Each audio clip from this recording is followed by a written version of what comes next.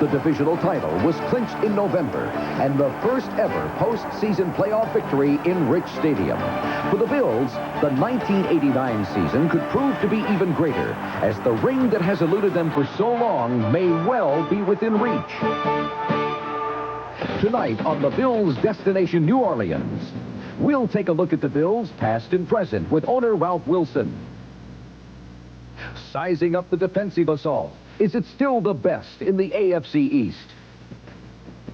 Checking out the offensive attack. Is Kelly and company ready for the long haul? Special teams. Steve Tasker gives an inside look at a Bills mainstay.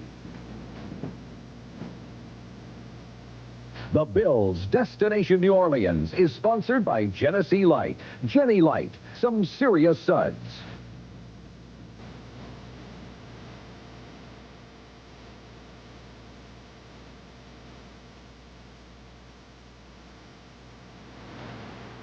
Those who haven't figured it out yet, New Orleans is where this season's Super Bowl will be played, and the Bills are the odds-on favorites to participate in that game. This season also marks the 30th anniversary for the Bills franchise in Buffalo. The club has had only one owner over that span, Ralph C. Wilson, Jr. Not too long ago, I had the opportunity to sit down with the man who calls the shots for a candid look at Western New York's favorite football team.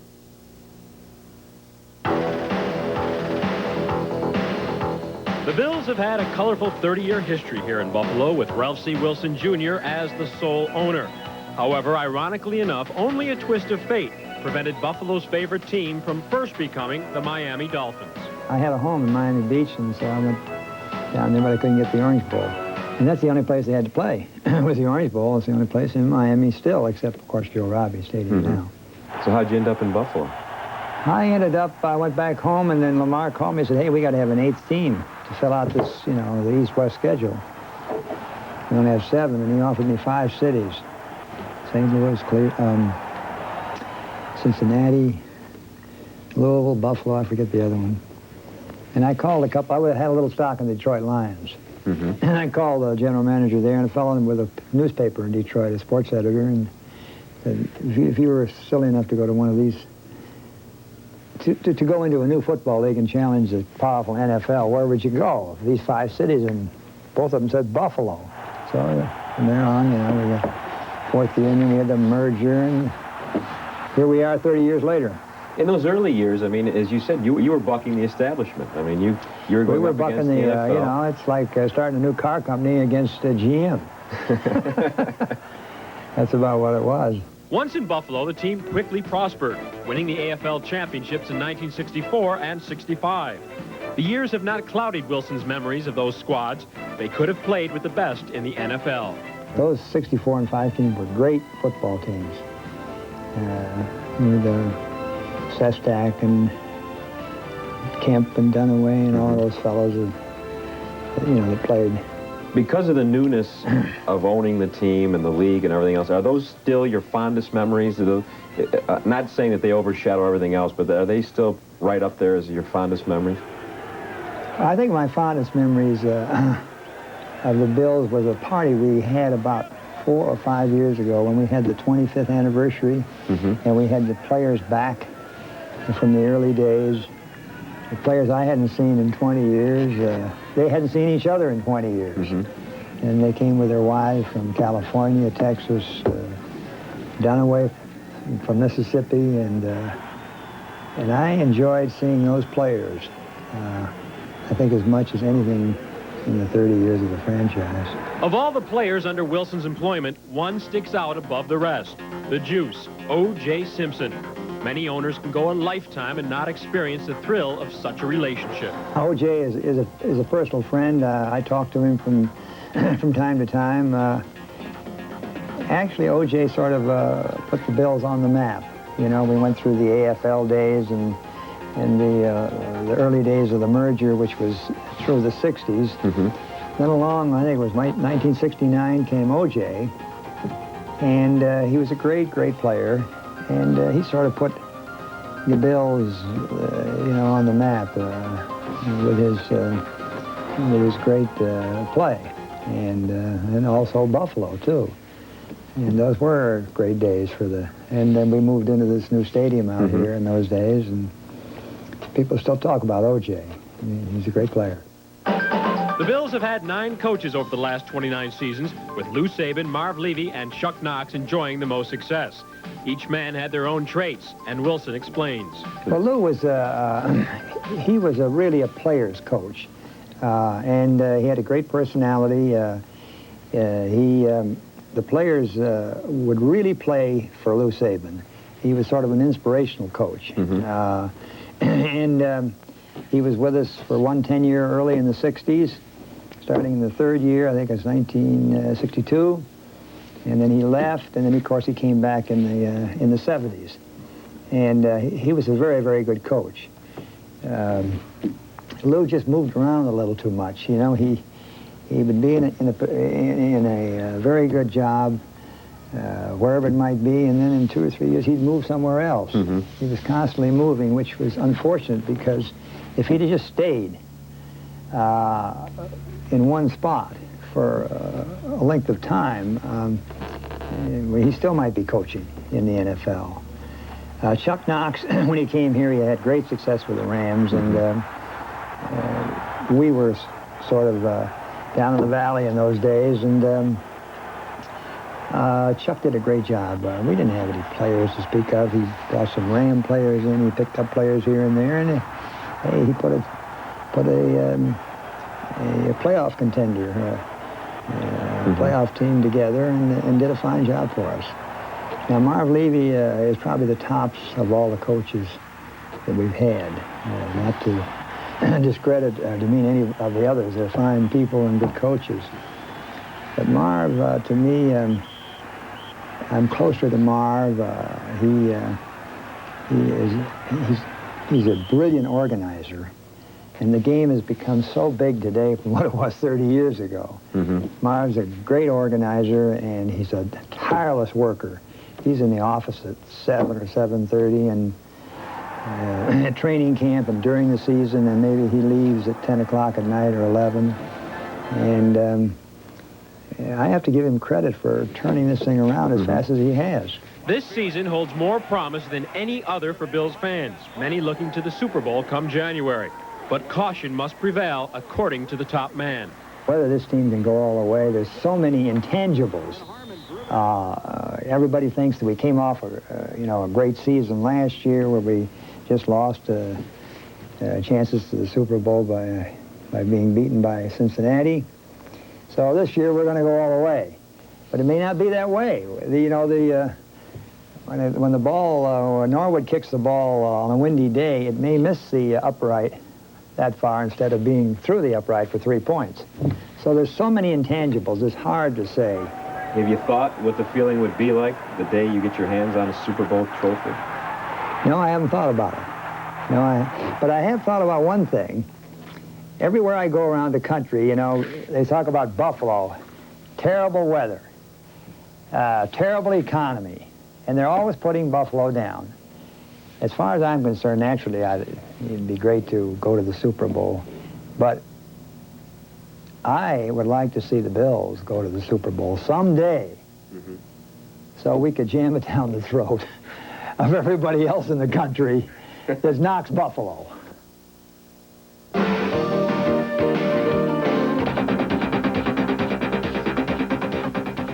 Welcome back to Destination New Orleans. The Bills' trademark of the 60 was defense, and that certainly is the case with this team. To tell us more about it, we have Eyewitness Sports reporter Rick Zurek. Rick?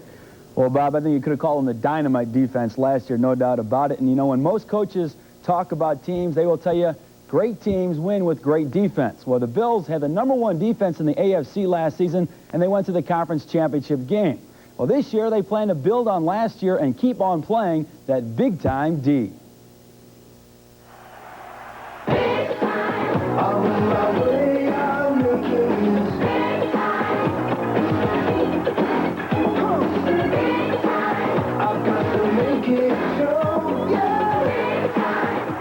They're tough, hard-nosed individuals. They're blue-collar workers, and they like to go mix it up as much as they possibly can. So rather than we as coaches trying to be extremely clever and try to outsmart our tools, we let the tools do the job.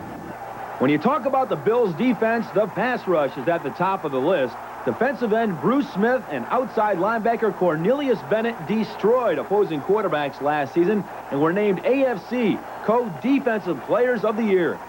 If you can bring enough guys to get Bruce and Cornelius singled out, and then you're gonna present some problems for the offense, and they're gonna have to either throw the ball quick or they're gonna have to eat it and take a sack. We've been together 3 years basically, and everybody knows how everybody thinks on the football field. So we just go out and do what it takes to win football games. You know, if we have to hold a team to 12 or 13 points a game or whatever it takes, you know, we go out and do it. Now, veterans Art Still and Fred Smerlis will join Bruce Smith on the line. Smerlis is coming off an all-pro season, while Still enters his 12th year in the NFL and plans to take advantage of the wealth of talent on this year's Bills defense. I like the situation because, again, you know, of the other ball players getting the recognition, I can just lay back and just kind of take it easy and Get some sacks. Get some sacks and make a little extra money. Now, backups Jeff Wright and Leon Seals should also cash in and see plenty of action on the line.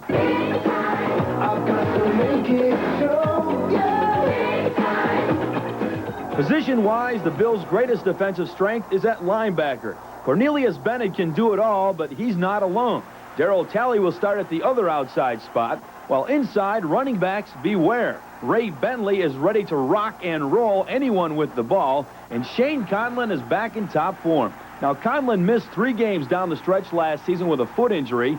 And how important is Shane? Well, the Bills lost all 3 of those games and the overall home field advantage in the playoffs. This year, Conlon is back to 100%, and the Bills' defense automatically improves. I think we're better. I think we're more experienced. I think we're the same team. I think we have the same ability, but the younger guys like myself and even Bruce and Cornelius and even Ray, I think we're learning a lot. I think we're just the experience of just seeing things, seeing different offenses, seeing different schemes, and we're figuring it out a little better. Now, the Bills have a plan this season. Blitz, blitz, and blitz some more. That's where the defensive backs come into play. Derek Burrows will be at one corner while Nate Odoms gets the call on the other side. Now, when the Bills blitz, that puts the heat on the corners with one-on-one coverage. Well, I think it'll be very enjoyable. You know, all cornerbacks love to play man-to-man, so I think me and Derek will be quite ready for the task and up for it. Now, veteran Leonard Smith is the strong safety. Watch for Leonard to be all over the tight ends. At free safety, it's Mark Kelso. A pulled leg muscle kept him out of most of the preseason, but Kelso is back in action and ready to lead the DBs to bigger and better things in '89. It is going to be an attack mentality, and I think Coach Levy wants to. We want to have more turnovers, and he's really putting the pressure on defense for getting turnovers, and we need to, because most of the time they result in the offense getting some kind of points, and it really makes for a successful defense. The Bills' defense of '89, a defense to be reckoned with big time.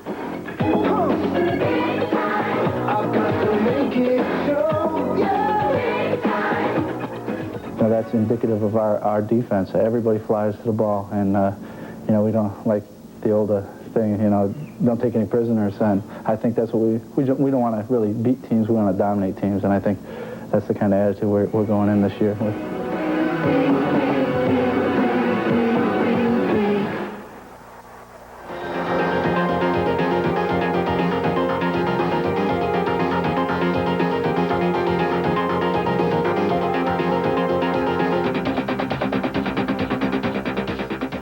To a man, the experts agree this year that if the Bills are to make it to the Super Bowl, the offense must come through. To take a look at the unit for the 1989-90 season, we have with us Mark Cooper. Mark?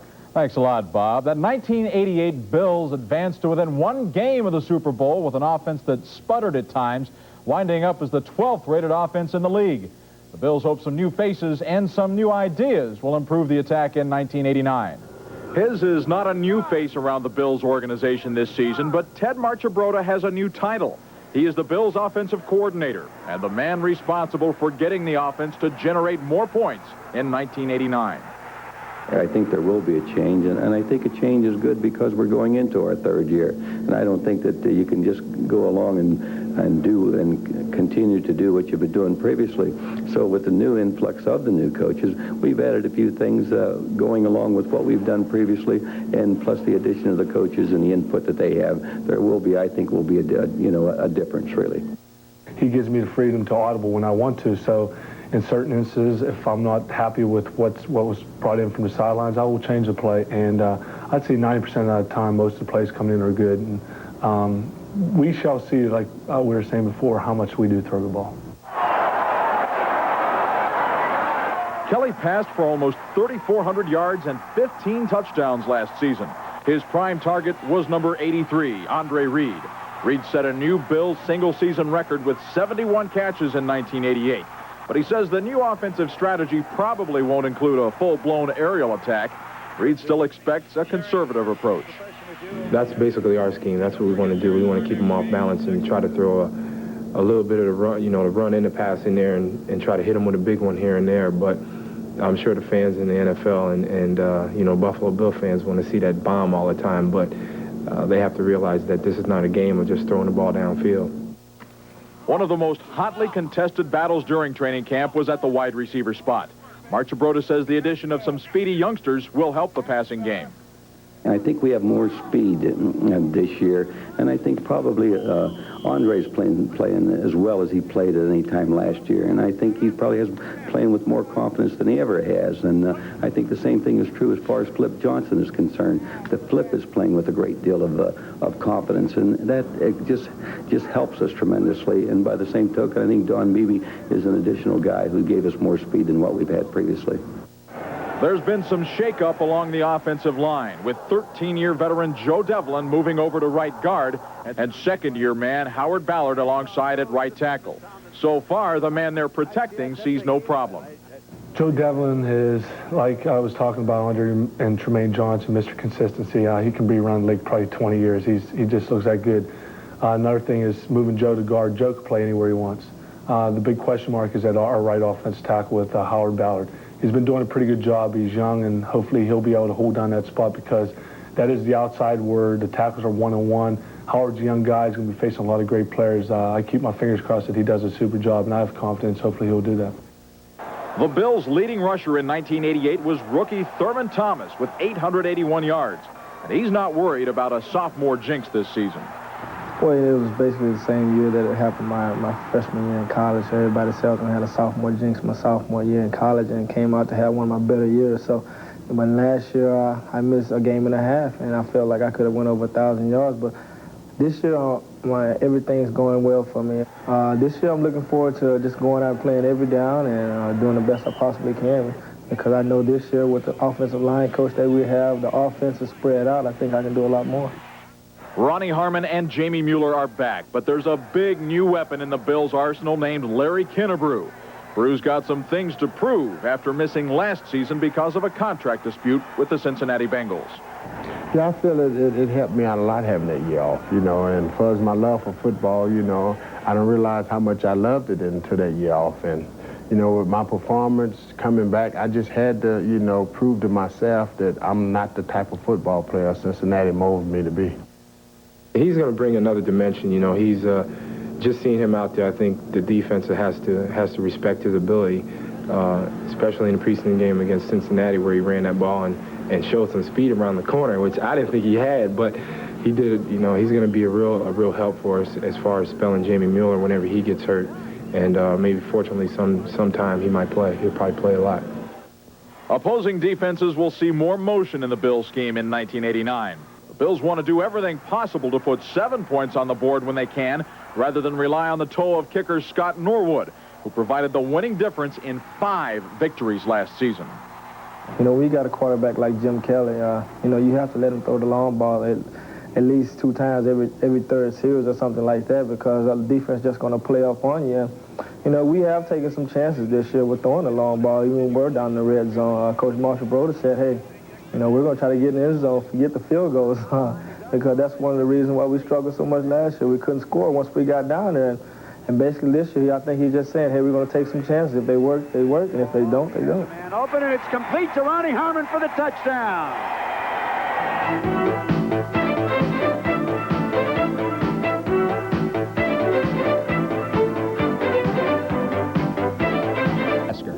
Most fans out there know the players that play on special teams on a regular basis, but one face they don't recognize is the guy sitting next to me, Bruce DeHaven. He's the special teams coach. What were some of the things that stuck out in your mind about last season and some of the things that happened? Well, my most memorable moment, I'd say, of the whole season was Fred Smirlis breaking through the line on the field goal attempt that was blocked against the Jets last year and put it into overtime and allowed us to win the division championship. I'd say the next one was against Houston in the playoffs when you knocked the ball loose on the punt and Ray Bentley fell on it, and we knew then that we were going to get to go to the championship game for the conference. We don't have any ball games in this division where you go in feeling like you have the upper hand. This is probably the best division in all of the National Football League for special teams plays. There's some very good special teams in the Eastern Division of the AFC. What about this year? What are some of the things you look for from our division this year, and the Buffalo Bills in particular? Well, we feel like that we need to improve some aspects of our game. We're not at all where we want to be. We feel like we've covered kicks well the last year, but we have to be better at returns than what we have been. And I think that you never stay the same. Either you're getting better, or you're getting worse, and so we'd like to get better. This is a quick synopsis of what you can look for, and I hope you see us all out there and we win some games with it. For Channel 7 Eyewitness Sports, this is Steve Tasker. Thanks very much, Steve. That concludes our look at the 1989 Buffalo Bills, a team with the talent to go all the way. Whether they make it or not will depend on many factors, certainly the players we've profiled this evening. We'll get a glimpse Buffalo Bills last night, and in a matter of seconds, bitter disappointment dissolved into a swell of joy. Now, this is how sweet victory unfolded while Van called the plays. Waiting for the snap is Kelly. Looking. He throws to the end zone. Flip Johnson. Touchdown! Marino waiting. Back to throw. You're right. There's the pass, and it is intercepted by Nate Odoms. And this crowd goes wild. Kelly in the shotgun. And now the noise rule? No, come on. Kelly waiting. Last play of the game. Back to throw, and he's going to run, and he dives for the touchdown. He dove for the touchdown. Jim Kelly is being mobbed. The game is over. The Bills have won it in one of the most dramatic finishes in Buffalo Bills football history. Jim Kelly. I've never seen Marv Levy run that fast in all my life. Van, you've been covering these games for about almost 30 years now. Have you ever seen an outcome quite like this? Without a doubt, Bob, and I've seen all of them. The greatest I have ever seen Bills team come back. It was a combination of events. It wasn't just one big play. It was, as I say, 2 drives in less than a little more than 4 minutes of play and an interception in between. In 87, they came back against Miami from 21 down. In 67, they were 17 down to the Jets and scored 20 points in the fourth quarter. But this was unparalleled in Buffalo Bills history. Never anything quite like it. Last 2 seconds. Nothing. And scoring on the last play of the game, it was fantastic. You could hear in all of the neighborhoods around Buffalo screaming, literal screaming. Like from our house. Well, Van still has his voice of the Bills tonight, but many of us lost our voices after screaming at the top of our lungs last night. But you know how sweet it was.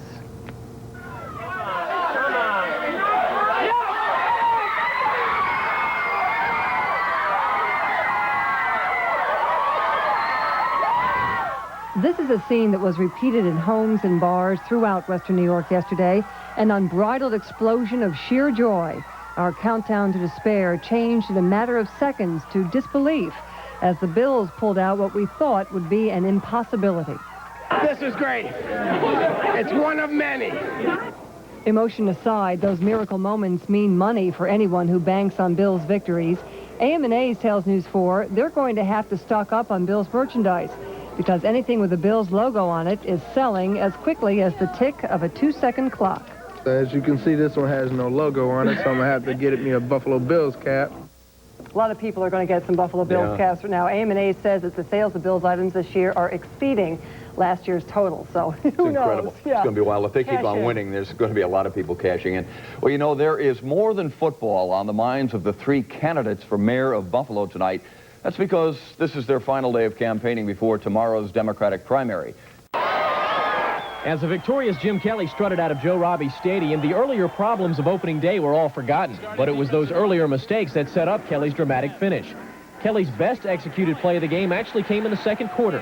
Working off a play-action fake, Kelly lofted a perfect pass to a wide-open Andre Reed.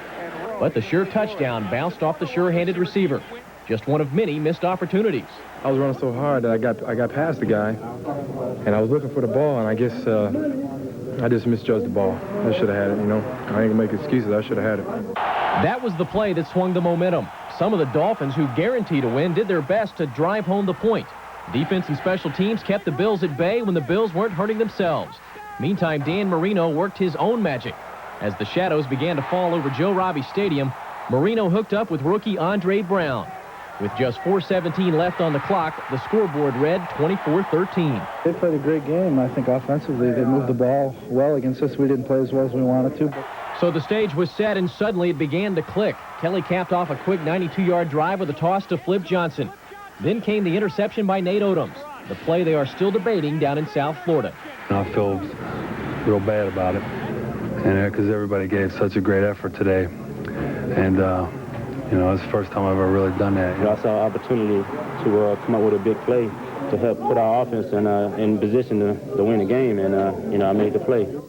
And by now, most of America has seen the finish that prompted Marv Levy to take his daily jog in front of a national audience. This is the sweetest one. Tell you what, I don't think there's anybody in this room who said that the Buffalo Bills were going to come back the last couple minutes and win this game. Only one person, I think, knew that, and that was myself. Many have said this would be the season that Jim Kelly would join the quarterback elite of the National Football League. People like Joe Montana and Dan Marino. Well, Jim will tell you he was already in that group, and he certainly proved it here in a dramatic victory at Joe Robbie Stadium. In Miami, Glenn Walker, News 4 Sports. And also in Miami, Sammy Smith, the Florida State running back, #1 draft choice, signed with the Broncos or signed with the Dolphins today. They need him. I'll tell you, I've been broadcasting Bills games since '60, and I make it the greatest comeback ever, the most dramatic victory. There have been other big games and big moments come from behind wins. The Hail Mary pass to Roland Hooks that beat the Patriots comes to mind, but nothing to compare with yesterday. Not one but 2 touchdown drives in 4 minutes and 6 seconds, and then Jim Kelly scores on the last play. One game doesn't make a season, but I'll tell you, it's the stamp of a top team to come back as the Bills did yesterday after a lot of missed plays, missed opportunities. Only the best teams win like that. Well, hey, a reminder that tomorrow night at 11, linebacker Cornelius Bennett joins us for the start of his weekly series on Bills football with his hit of the week. Cornelius will be with us, and so